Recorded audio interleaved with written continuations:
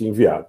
E agora, a grande notícia dessa quinta-feira, que começa aí o burburinho, começa a frequentar todas as análises mais importantes de gente séria que fala a respeito desse conflito, é a especulação muito forte a respeito dos caças F-16. Dos caças F-16 que, naturalmente, terão o mesmo problema. Se houver decisão política, que eu acho que já é um dado muito complicado, muito importante, porque eu quero dizer para vocês, antes de mais nada, antes de questionar a qualidade do F-16, eu quero dizer para vocês o seguinte, que com o F-16, em tese, tá? Eu não estou dizendo que eles efetivamente possam fazer um tipo de operação desse tipo, mas você tem, em tese, a possibilidade de que esses caças possam operar dentro das fronteiras internacionalmente reconhecidas da Federação Russa. São modelos que potencialmente poderiam ser utilizados. E entendam bem o que eu estou dizendo. Eu estou dizendo em tese, antes de qualquer tipo de julgamento. Eles poderiam ser utilizados como uma empreitada tentando atingir o coração de Moscou, tá? Para tentar atingir o coração de Moscou. Rafael Valêncio, boa noite. Ele daqui. Segundo um especialista, entre aspas, os russos já perderam 8 mil blindados. Rafael, não sei quem é o especialista. Você sabe que eu tenho muito cuidado em relação a questão de qualquer especulação de números, seja de perdas materiais, seja de perdas humanas, porque eu acho que é muito difícil da gente ter algum grau de certeza, algum grau de credibilidade. E o que eu tenho procurado fazer aqui no canal é, de maneira reiterada, dizer o seguinte: o tempo é senhor da razão. Então, se nós perdermos hoje a credibilidade em relação a qualquer situação que amanhã possa nos ser cobrada, no sentido de que nós tenhamos determinado, olha, existe 1 milhão de mortos, ou essa batalha teve 20 mil mortos, 10 mil mortos, 5 mil mortos, eu acho que não cabe, não é o perfil do meu trabalho, tá? Não é o perfil do meu trabalho. Então eu quero dizer para vocês o seguinte, que entre brincadeiras, a gente sabe que muita coisa é brincadeira que o pessoal coloca. Jesamari, obrigado pelo super sticker. Mas eu não gosto nem de estimar qualquer tipo de coisa, tá? Que possa fazer com que nós sejamos, a posteriori, desacreditados. Você pode dizer que foram 8 tanques, 80, 800, mas, efetivamente, a credibilidade, eu acho que reza a credibilidade que a gente tem que falar muito sério com vocês. Por isso que eu digo, a live de ontem foi Bernardo Brito, abração.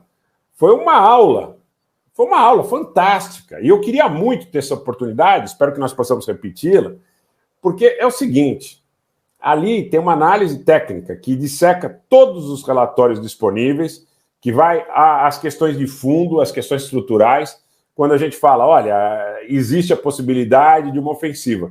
Vontade de promover ofensiva todo mundo tem. Resta saber se tem a possibilidade. Boa noite, Antônia de Cássia. Boa noite, Sália. Sejam bem-vindas.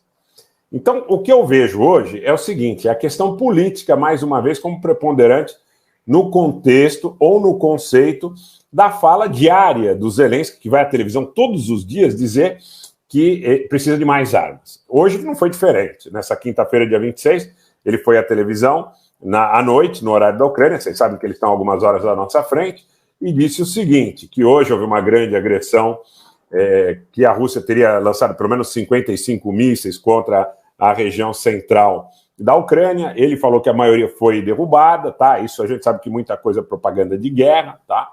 É muita coisa propaganda de guerra. Mas ele falou de maneira muito enfática e repetida que os níveis de armamento em relação à qualidade e quantidade que o Ocidente fornece precisam ser elevados drasticamente.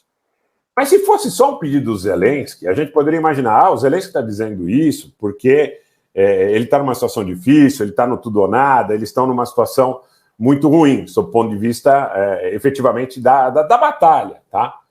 Mas tem ressonância. Porque aí você vai olhar para a Europa Ocidental, exceto o Macron, que está muito reticente em relação ao fornecimento de tanques, o Macron está muito reticente, né?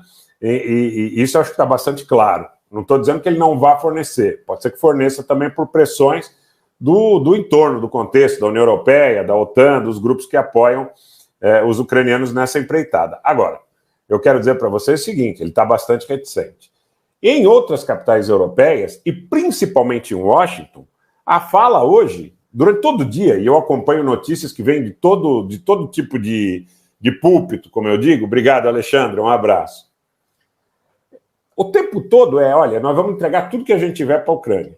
Nós vamos entregar tudo que a gente tiver para a Ucrânia e nós vamos entregar tudo que a gente tiver de melhor, em quantidade, em qualidade, para a Ucrânia.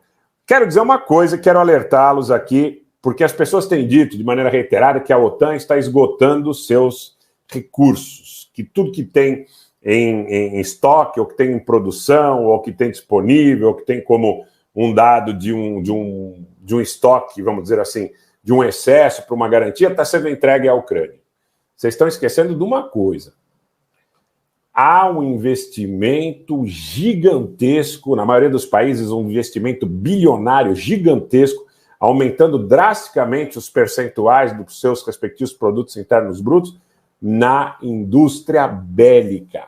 Ouçam o que eu estou dizendo para os senhores e depois os senhores estudem mais profundamente para nos cobrar se essa informação não for condizente.